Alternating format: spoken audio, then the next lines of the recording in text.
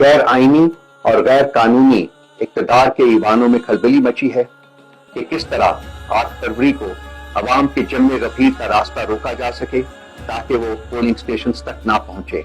ये आपके लिए एक इम्तहान की घड़ी होगी।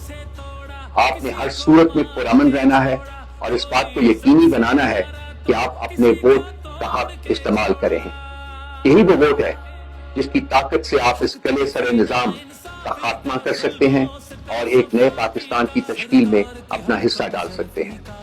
जुल्म, जबर और पछताइयत की तारीख रात अपने अंजाम को पहुंच रही है और रोशनी की किरणें अनकरीब एक नए पाकिस्तान की नवीद सुनाएंगी। तारीख है 8 फरवरी और ताकत है वोट की जो आपके हाथ में है। आप यकीनी बनाएं कि आप अपने वोट का हक इस्तेमाल करें अपने लिए, अपने मुस्तकबिल के लिए और एक नए पाकिस्तान की तश्कील के लिए। पाकिस्तान जिंदाबाद।